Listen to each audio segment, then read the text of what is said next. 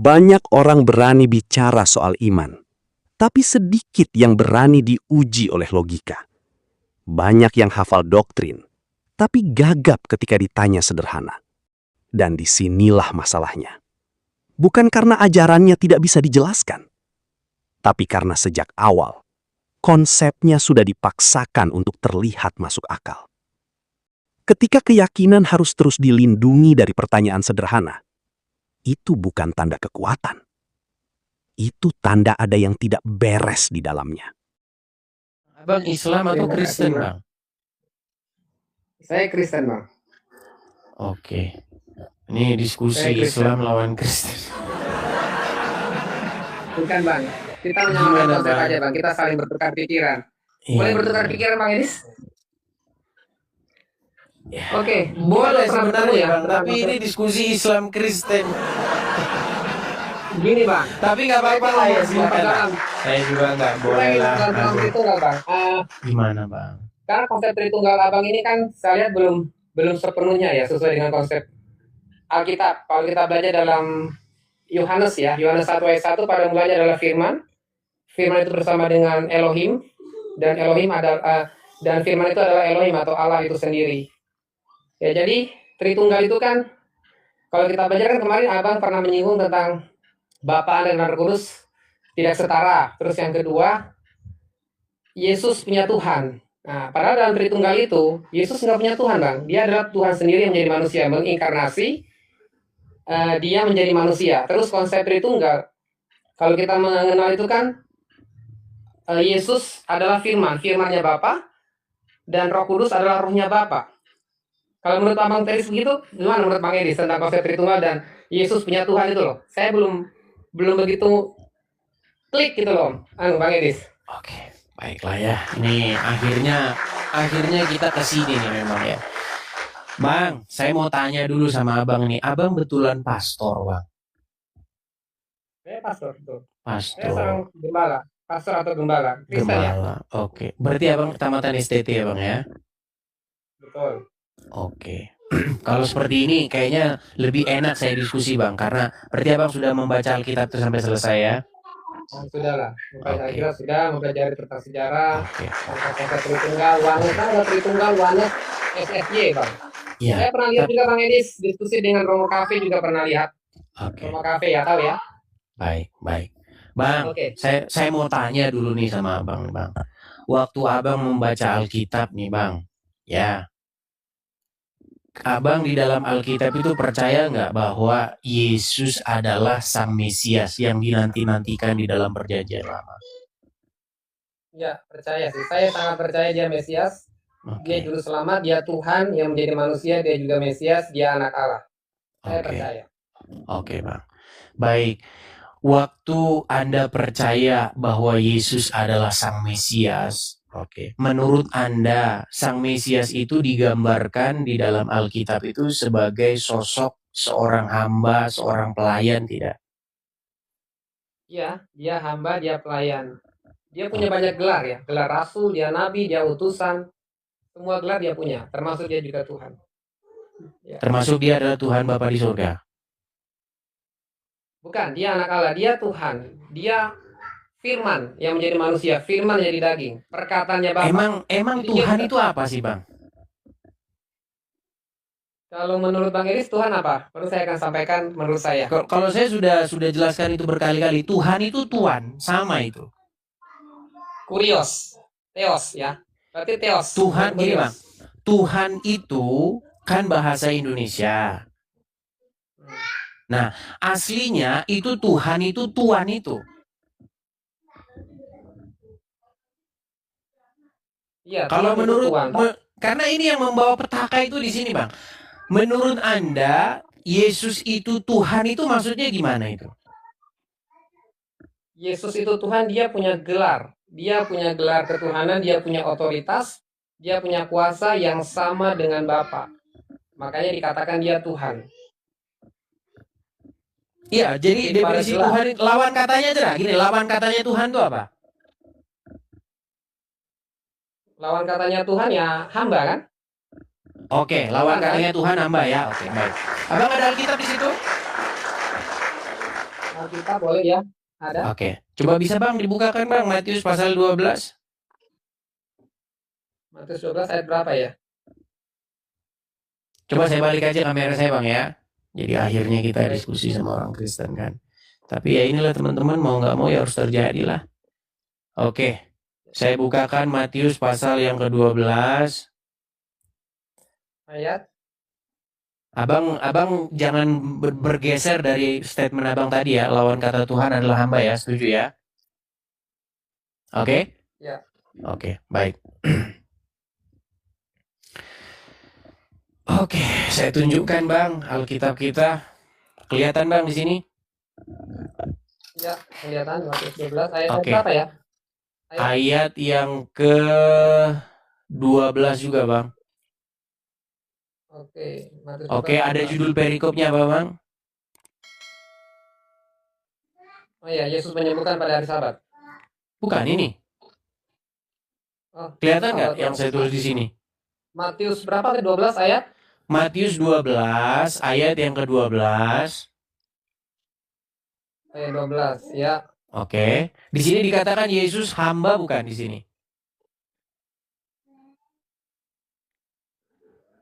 Yesus hamba Tuhan, ya. Oke. Lawan kata hamba tadi apa?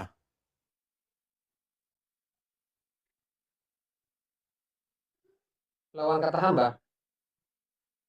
Gini loh Bang, Ya, tadi Tuhan, kan Bang. Abang Tuhan, bilang lawan kata Tuhan itu adalah hamba, betul? Betul. Nah, kalau seorang hamba berarti punya Tuhan nggak atau punya Tuhan nggak? Maaf ya Bang Edi, saya potong sebentar ya. Konsep ketuhanan yang seperti Bang Edi maksud ini kalau kita menganggap itu Yesus punya Tuhan, kita nggak jawabnya yang SSY ya, saksi Yehova itu kan seperti itu. Ada tingkatan-tingkatan. Jadi larinya kita nanti ke ajaran saksi Yehova kalau Tuhan punya, karena dia kan punya otoritas. Gini Bang, nggak apa-apa Dia kan Bang. Kalau tritunggal, Abang gini, kalau berpribadi Abang sendiri. berpikir sebentar gini, nggak masalah Bang. Abang mau pikir saya saksi Yehova, mau pikir saya misalnya apa, Mormon, mau pikir saya, itu tidak jadi soalan Bang. Itu terserah Bang. Gini, yang esensi perdiskusian kita adalah apakah Yesus adalah seorang hamba? Ya, Yesus sebagai hamba. Oke. Tidak juga Tadi Tuhan lawan itu kata sendiri. hamba apa? Lawan kata hamba Tuhan. Sebagai Tuhan, penguasa kan? Oke, berarti Yesus punya Tuhan nggak? Tuhan. Yesus menghambakan diri kepada Bapa, dia melakukan kehendak Bapa. Iya, berarti punya Tuhan nggak dia? Kalau menurut saya dia bukan punya Tuhan ya. Konsep maksudnya dia kalau kita belajar dari Alkitab secara menurut dia merendahkan diri. Iya, Dia berarti punya. merendahkan diri. Gini loh Bang, Merendahkan diri seseorang. beda loh. Aduh, makanya di sinilah Kalau kita kita udah mulai bilang, mumet maaf nih di sini. Bang Edi sebentar. Kalau kita Gimana? bilang dia punya Tuhan, berarti Yesus itu jadinya manusia. Banyak orang-orang sebelah bilang, oh dia manusia, berarti ciptaan. Kalau dia punya Tuhan, berarti dia sebagai manusia ciptaan. Berarti Abang Gitu tidak loh. mengakui Yesus sebagai manusia? Saya mengakui Yesus sebagai manusia sempurna, tetapi di dalam konsep otoritas pada waktu dia datang, Tritunggal itu tetap melekat. Jadi Tritunggal Bukan itu Bang, tidak bisa terpisah. jangan berbicara itu Bang. Kita nggak bicara dogma, kita nggak berbicara ini. Kita berbicara saja di sini Bang. Yang saya tanyakan kepada Anda, kalau Yesus disebut hamba, berarti dia punya Tuhan nggak? Karena lawan kata hamba itu Tuhan, lawan kata hamba itu Tuhan atau Tuhan. Atau gini aja lah, saya mau tanya sama Anda. Pengertian dari judul perikop ini, Yesus hamba Tuhan. Tuhan di sini siapa Bang? Tuhan ya Yesus dong. Berarti Yesus hambanya Yesus. Tuhan. Oh, bukan. Yesus itu kan gini Bang, sebentar biar kita enak diskusi ya Bang. Gini, ini Yesus betul. Sang Mesias betul. Ya. Oke, ini hamba betul. Dia hamba ya. Oke, clear ya di sini ya. Dua kata ini kita clear ya. Ya. Oke. Nah, Tuhan di sini ini siapa ini? Tuhan itu kan sebagai bukan Bang, saya bukan tanya sebagai. Tuhan di sini ini merujuk ke siapa ini? Saya kasih contoh Bang, kalau misalnya saya tulis presiden. Misalnya gini, dia makan bersama presiden. Nah, presiden itu siapa itu? Karena ada banyak Bang presiden ini. Presiden ini dia bisa Joko Widodo, bisa Putin, bisa Xi Jinping, ya kan? Nah, saya tanya kepada Anda, kata Tuhan di sini ini merujuk kepada dirinya siapa di sini? Yaitu kepada Bapa dah. Bapa di surga. Iya, kalau gitu jawabnya kan enak, Bang. Oke, saya bacakan ya, Bang ya. Saya bacakan. Banyak orang mengikuti Yesus dan ia di sini ia Yesus ya. Saya tanya dulu, ia merujuk ke siapa di sini, Bang? Iya itu Yesus ya. Oke, baik, betul. Banyak orang mengikuti Yesus dan ia Yesus menyembuhkan mereka semuanya. Ia Yesus dengan keras melarang mereka memberitahukan siapa dia Yesus. Supaya genaplah firman yang disampaikan oleh Nabi Yesaya. Ini dikutip dari kitab Yesaya, Bang. Ini. Lihatlah, itu hambaku yang kupilih, yang kukasihi, yang kepadanya jiwaku berkenan. Aku akan menaruh rohku atasnya, dan ia akan memaklumkan hukum kepada bangsa-bangsa. Ia tidak akan berbantah dan tidak akan berteriak, dan orang tidak akan mendengar suaranya di jalan-jalan. Buluh yang patah, terkulai tidak akan diputuskannya, dan sumbu yang pudar nyalanya tidak akan dipadamkannya, sampai ia menjadikan hukum itu menang, dan padanya lah bangsa-bangsa akan berharap. Ini berbicara tentang sosok Mesias, betul? Iya, Mesias. Betul. Oke, Mesias itu hambaku nggak di sini dikatakan? Hambaku. Aku di sini siapa? Hambaku ya menghambakan diri kepada Bapa di surga. Iya, ku di sini siapa ini? Ku ini. Ku kepada Tuhan kan, menuju kepada Tuhan. Iya, kepada Tuhan Bapa di surga. Makanya Bang, waktu kita ngomong Tuhan tuh siapa dulu gitu loh Bang. Nah, makanya saya tanya, berarti Yesus dia menghambakan dirinya kepada Tuhan Bapa di surga, betul? Betul. Oke, terus di mana salahnya ketika saya mengatakan Yesus punya Tuhan? Yesus punya Tuhan. Punya Tuhan sama itu Bang. Saya sudah bilang berkali-kali, Tuhan dengan Tuhan tuh kata yang sama.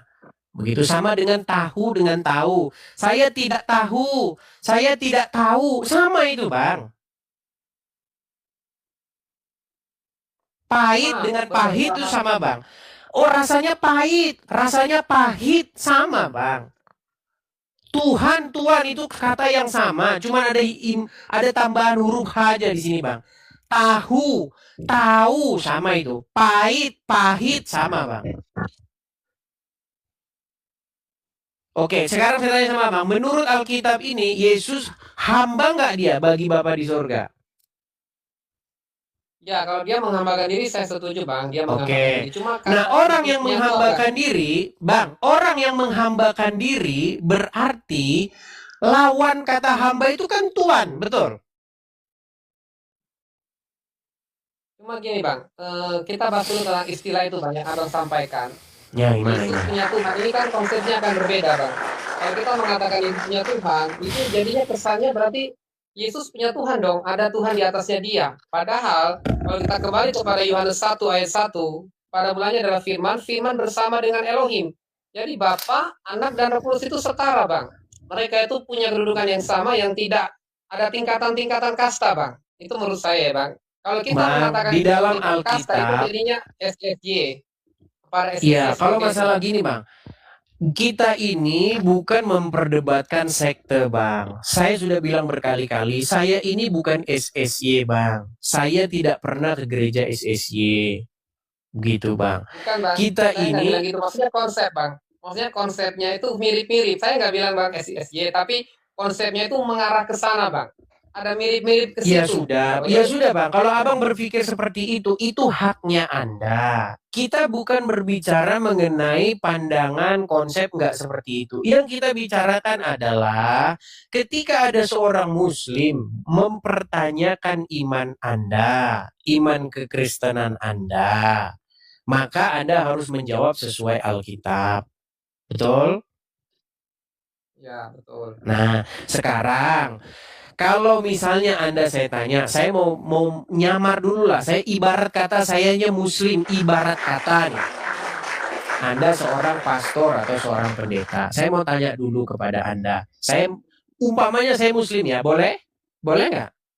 Boleh. Boleh, baik. Karena biar Anda ngerti posisi saya. Anda kan berbicara dengan jemaat. Jemaat itu orang Kristen semua. Mereka tidak punya pertanyaan-pertanyaan yang seperti orang Muslim pikirkan. Nah, sekarang saya mau dudukkan Anda bukan di mimbar gereja. Saya mau dudukkan Anda di kursi seorang apologet yang berhadapan dengan orang-orang yang berbeda iman. Boleh? Ya. Oke, saya mau tanya sama Anda. Yesus di dalam Alkitab berdoa nggak? Yesus berdoa. Dalam Alkitab dia Berdoa. Berdoa kepada Tuhan atau berdoa kepada hantu? Ya berdoa kepada Bapa dong, kepada Bapa di surga. Tuhan bukan Bapa itu. Iya, dia Tuhan, dia Allah, dia Tuhan. Oke. Berarti Yesus berdoa kepada Tuhan. Dia berdoa kepada Bapa, bukan karena Sebentar, saya tanya dulu gini. Begini Bang ya. Yesus berdoa kepada Tuhan, betul atau salah? Yesus berdoa kepada Tuhan. Dia sedang mengajarkan tentang keteladanan. Kenapa dia Berarti pura-pura dia berdoanya. Sebentar, dia pura-pura berdoanya. Bukan pura-pura. Dia itu memberikan keteladanan. Atau dia pelan-pelan. Saya tanya begini ya, pelan-pelan ya, gini. Menurut Anda, pernah nggak Yesus berdoa tapi tidak dilihat oleh murid-murid? Alkitab tidak menulis itu ya. Tidak ditata dalam Alkitab. Kemungkinan iya. Tapi Bukan Alkitab kemungkinan tidak iya, mencatat memang itu. ada Bang. Yesus menyendiri, dia pergi. Ketika Tuhan Yesus berjalan di atas air, dia itu kan habis pergi menyendiri berdoa, betul nggak? Tapi kan ditulis dalam Alkitab, Bang. Alkitab kan menulis. Saya pikir tadi yang tidak tertulis dalam Alkitab. Ya, Iya, itu menyendiri. tertulis gini loh Bang. Ketika Yesus pergi menyendiri dan berdoa, dia sendiri itu berdoa. Oke? Betul. Jadi dia tidak sedang nunjukin nih gini, nih cara berdoanya gini, nggak gitu. Dia sendiri berdoa. Begitu. Pertanyaan saya, apakah dia sungguh-sungguh berdoa atau hanya pura-pura berdoa supaya orang lain nyontoh? Dia sungguh-sungguh berdoa, memberikan Sungguh-sungguh berdoa. keteladanan. Baik. Memberikan keteladanan bagi kita. Oke, sungguh-sungguh berdoa. Nah, ketika ia sungguh-sungguh berdoa tersebut, apakah dia bermaksud di situ hanya untuk nyontoh-nyontohin orang saja? Gini loh caranya, ini contohnya biar sungguh-sungguh berdoa. Atau sungguhan dia berdoa di situ? Ya sungguhan dong. Sungguhan, betul, baik. Saya setuju dengan Anda sungguhan. Nah, ketika ia sungguh-sungguh berdoa, pertanyaannya itu simpel. Dia berdoa kepada Tuhan atau berdoa kepada setan? Dia berdoa kepada Tuhan, kepada Bapa. Kepada Tuhan. Nah, berarti dia bertuhan nggak? Bertuhan. Dia kan Tuhan sendiri, Bang. Dia menjadi Berarti dia berdoa manusia. kepada dirinya sendiri? Bukan seperti itu, Bang. Gini, kita kalau konsep doa itu kita tidak bisa memisahkan Bapa, Anak, dan Roh Kudus itu dipisahkan, Bang. Jadi kalau kita memisahkan konsep Tritunggal itu kan sesuatu yang beda tetapi tidak dipisahkan, Bang. Jadi Oke. dia itu kan Maha Kuasa. Dia Oke, membatasi. berarti tidak terpisah ya? Iya, Bapa dan Roh Kudus ada dalam diri Yesus. Oke. Tetapi Berarti pada waktu dia berdoa, dia memposisikan diri sebagai manusia yang menghambakan diri kepada Bapa di surga. Baik. Jadi berarti Yesus tidak berpisah dengan Bapa di surga. Oke? Karena dia kan Bapa yang dia kan sebagai anak Allah kan, sebagai anak Allah yang turun. Enggak, maksudnya kita simpel-simpel aja. Berarti dia tidak terpisah dengan Bapa di surga. Iya. Oke. Dia adalah Waktu dia disalib tidak terpisah ya. Berarti satu dengan Bapa ya. Waktu dia disalib yang dimatakan Eli Eli lama sabachthani itu ya. Allahku, mengapa engkau meninggalkan aku? Iya kan? Enggak, begini Bang. Itu. Ketika Yesus disalib, pertanyaan saya, Yesus sungguh-sungguh wafat nggak? Ketika Yesus salib dia betul-betul wafat. Oke. Ketika dia wafat itu berarti Bapa di surga ikutan mati. Bapa di surga? Bapa di surga ikut mati juga ya? Bersama-sama dengan Yesus. Dia Tuhan dan manusianya ya, kemanusiaan dan keilahiannya bersama. Enggak, waktu Bukan Yesus Bapa mati, di surga. waktu Yesus mati dia Tuhan bukan? Waktu Yesus mati dia Tuhan, sebagai Tuhan juga. Oke, berarti Manusia. Bapa di surga mati juga. Nah, saat itu dia ketika dia meninggal, di situ kan dia menyerahkan kepada Bapa. Iya, berarti Menyerahkan Bapa di surga dirinya. mati tidak? Tidak mati. Tidak. Bagaimana Anda katakan Yesus tidak terpisah dengan Bapa di situ? Karena di dalam diri Yesus kan ada Roh Kudus. Di situ ada penyertaan Bapa di dalam diri Yesus. Karena Tuhan kan Maha Hadir kan? Tritunggal ini kan Maha Hadir. Iya, kita bukan berbicara soal itu, Bang. Begini loh, kalau kita berbicara tentang terpisah tidak terpisah, kita ini juga sebagai orang Kristen dikatakan di dalam Alkitab, Tuhan Yesus berkata, "Ketahuilah, aku menyertai kamu sekalian sampai kepada akhir zaman." Kita juga tidak sendiri kalau masalah itu, Bang. Kita nggak sendiri, sama itu, kita juga nggak sendiri. Kita bukan membahas soal itu loh. Gini, menurut Anda, percayakah Anda setiap orang Kristen yang sejati loh, orang Kristen yang sejati itu disertai oleh Roh Kudus? Gini Bang, saya bahas tentang konsep tadi ya. Tritunggal itu seperti kita itu punya tubuh, jiwa, dan roh. Pernah membahas dengan Elia Miron Bang? Elia Miron pernah sampaikan? Atau gini saja Bang, gimana kalau Abang diskusi dengan orang Islam gitu Bang, biar lebih enak Bang. Saya gimana kalau abang yang diskusi dengan orang Islam gimana kira-kira? Maksudnya gini Bang Edis, nggak apa-apa sih, Bang Edis sudah mengajarkan tentang iman, tentang kekristenan. Itu sudah Abang Edis sudah memberikan suatu pemahaman, cuman Tritunggalnya itu harus lengkap Bang, harus lengkap gitu loh. Jadi jangan sampai Tritunggal yang nggak lengkap itu gimana maksudnya Bang? Kalau menurut ya udah Abang Tritunggalnya Abang yang lengkap lah. Saya mau tanya sama Anda lah. Saya mau jadi orang Muslim dulu lah. Sebentar, saya mau jadi orang Muslim dulu lah bagi orang-orang seperti gini. Oke lah, saya jadi orang Islam bentar. Bang, saya mau tanya sama Anda. Yesus Tuhan nggak? Yesus Tuhan ya. Tuhan bisa mati nggak? Tuhan nggak bisa mati. Yesus mati nggak? Yesus mati. Dia Tuhan nggak? Iya, dia Tuhan. Omongan Anda itu sama orang Islam itu sudah jadi bahan ketawaan, Bang. Anda tadi bilang Tuhan nggak bisa mati, betul nggak?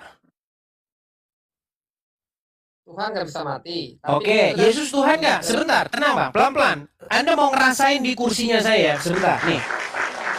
Yesus Tuhan. Yesus Tuhan?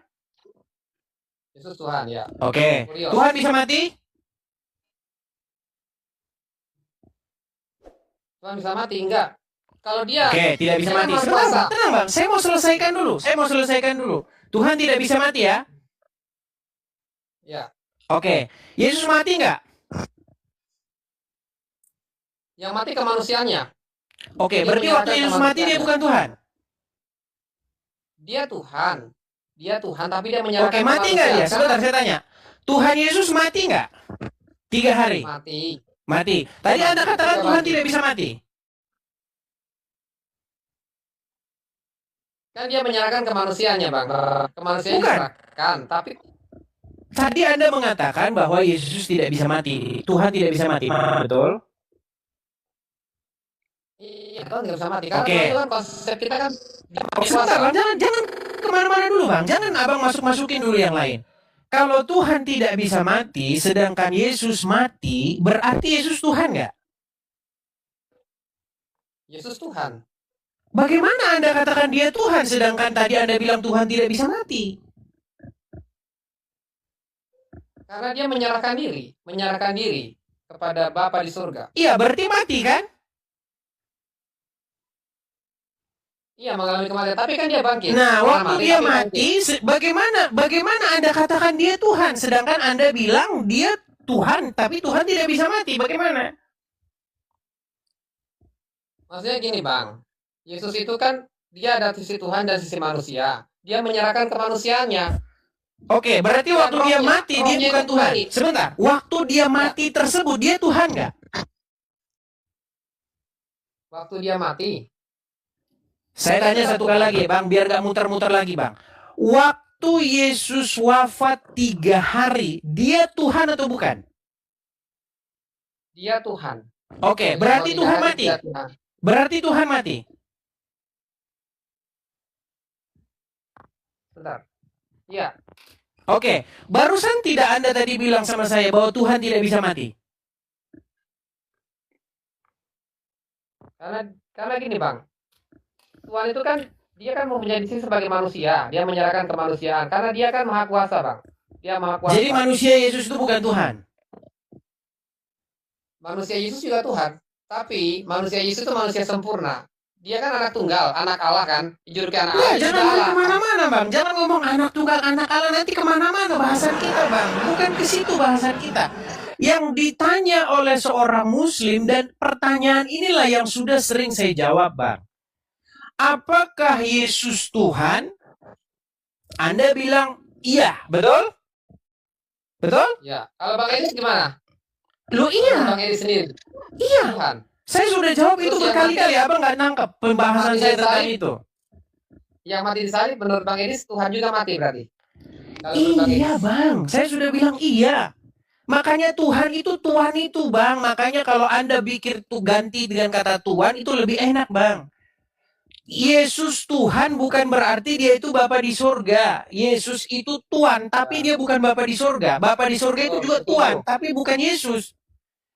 Ya, saya Yang setuju. Islam sama yang Kristen banyak yang nggak mudeng juga, teman-teman. Kayaknya gimana? Gimana saya menjelaskan ini berkali-kali? Menurut Bang Edis sendiri. Kalau Bang Edis, Bang, sebentar, menurut gini Bang aja, Bang. Edis, Yesus. Gini aja, Bang. Abang Kenapa? udah sering nonton saya Saya enggak? tanya tentang Tritunggal, Bang. Mengatakan Enggak, Abang udah Tritunggal sering itu, nonton channel ini? Saya sudah sering. Cuma menurut Bang Edis, Tritunggal itu menurut Bang Edis apa sih? Bapa itu siapa? Yesus siapa? Roh Kudus siapa? Ya, nonton lagi, Bang. Channel saya ya di bawah, Bang ya. Abang sering-sering aja nonton channel ini. Ya.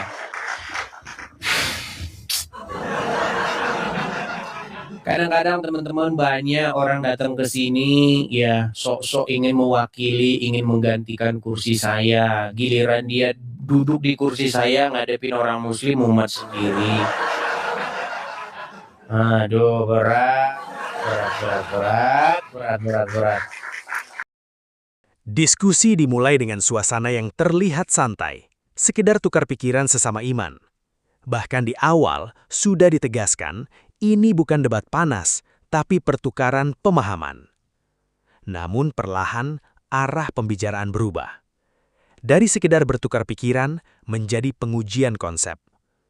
Topik utama langsung menyentuh inti, Tritunggal dan posisi Yesus. Lawan diskusi Edis menjelaskan konsepnya dari dasar yang umum. Yohanes 1 ayat 1, firman itu bersama dengan Tuhan dan firman itu adalah Tuhan. Yesus diposisikan sebagai firman yang menjadi manusia. Dari sini dibangun kesimpulan, Yesus adalah Tuhan yang berinkarnasi. Sekilas terdengar rapi, tapi Edis tidak masuk ke wilayah tafsir yang rumit. Dia justru masuk dari jalur paling sederhana, definisi kata. Ia bertanya, apa lawan kata Tuhan? Jawabannya, hamba. Ini disepakati bersama, dan justru dari kesepakatan sederhana ini, seluruh bangunan logika mulai diuji. Ketika Alkitab sendiri menyebut Yesus sebagai hamba, maka secara otomatis posisi Yesus adalah pihak yang tunduk. Dan jika dia tunduk, maka ada yang lebih tinggi darinya. Ini bukan tafsir, ini bukan doktrin, ini logika bahasa. Namun ketika Edis menarik kesimpulan sederhana, kalau Yesus hamba berarti dia punya Tuhan, disinilah mulai terlihat pergeseran. Jawaban tidak lagi langsung, mulai muncul istilah menghambakan diri, merendahkan diri, inkarnasi. Semua ini sebenarnya bukan membantah logika, tapi mencoba menghindari konsekuensinya. Edis kemudian mempersempit ruang diskusi. Dia tidak membiarkan lawan lari ke konsep besar. Dia kembali ke teks. Ketika di sebuah hambaku yang kupilih, pertanyaan yang diajukan sangat sederhana. Aku ini siapa? Jawabannya jelas, Tuhan Bapa. Artinya relasi itu nyata. Yesus sebagai hamba, Bapa sebagai Tuhan. Dan di sini Edis menekan lagi. Lalu kenapa salah kalau dikatakan Yesus punya Tuhan? Alih-alih menjawab, lawan justru mengalihkan ke kekhawatiran. Nanti jadi seperti ajaran lain. Ini momen penting, karena yang dijaga bukan lagi kebenaran argumen, tapi rasa takut terhadap label. Padahal dalam diskusi logika, yang diuji adalah konsistensi, bukan identitas kelompok tertentu. Masuk ke bagian kedua, Edis mulai menggali dari sisi praktik, doa Yesus. Ia bertanya, Yesus berdoa? Jawabannya, iya. Berdoa kepada siapa? Jawabannya, kepada Bapa. Di sini banyak orang biasanya berhenti, tapi Edis tidak. Dia masuk lebih dalam. Apakah doa itu sungguhan atau hanya contoh? Jawabannya, sungguhan. Nah, disinilah kunci logika mulai mengunci rapat. Kalau doa itu sungguhan, berarti ada komunikasi yang nyata. Ada yang meminta, ada yang diminta. Dan lagi-lagi muncul pertanyaan yang tidak bisa dihindari. Kalau Yesus berdoa kepada Tuhan, berarti dia bertuhan atau tidak? Jawaban mulai kabur. Masuk lagi konsep Tritunggal, tidak terpisah, satu hakikat, dan seterusnya. Tapi Edis tetap konsisten. Dia tidak masuk ke istilah. Dia tetap di logika dasar. Karena sekuat apapun istilah teologi, tidak bisa menutupi pertanyaan sederhana. Siapa berdoa kepada siapa? Dan puncaknya ada di bagian paling krusial, kematian Yesus. Edis membangun 3 poin yang sangat sederhana. 1. Tuhan tidak bisa mati. 2. Yesus adalah Tuhan. 3. Yesus mati. 3 pernyataan ini kalau dipikir jujur, tidak bisa berdiri bersama tanpa kontradiksi. Lalu muncul jawaban klasik, yang mati kemanusiaannya. Namun Edis tidak berhenti di situ. Dia terus menekan dengan pertanyaan yang lebih spesifik. Yang mati itu Yesus atau bukan? Jawabannya, Yesus mati. Maka kesimpulan logisnya, Tuhan mati. Dan di titik ini, diskusi tidak lagi berjalan lurus. Jawaban mulai berputar, berulang, dan tidak konsisten. Karena apa? Karena sejak awal premisnya sudah bertabrakan. Edis menunjukkan sesuatu yang jarang disadari, bahwa masalahnya bukan pada kurangnya penjelasan, tapi terlalu banyak penjelasan untuk menutup satu kontradiksi. Semakin dijelaskan, semakin terlihat tidak sederhana. Semakin diperjelas, semakin butuh pengecualian. Dan disitulah letak kritik paling tajam dari diskusi tadi. Pada akhirnya, diskusi tadi bukan tentang siapa yang lebih benar, tapi tentang siapa yang lebih jujur terhadap logika. Karena kebenaran sejati tidak butuh berputar-putar, tidak butuh istilah rumit untuk menjelaskan hal yang seharusnya sederhana. Kalau satu keyakinan harus terus diselamatkan dengan tambahan konsep, harus terus dilindungi dengan penafsiran, harus terus dijaga dari pertanyaan sederhana, maka mungkin yang bermasalah bukan fondasi keyakinannya, tapi cara menjelaskannya. Dan sekarang pertanyaannya bukan lagi tentang siapa yang menang dalam debat ini. Pertanyaannya jauh lebih dalam. Apakah kita berani menerima kebenaran, meskipun itu menggoyahkan apa yang selama ini kita yakini?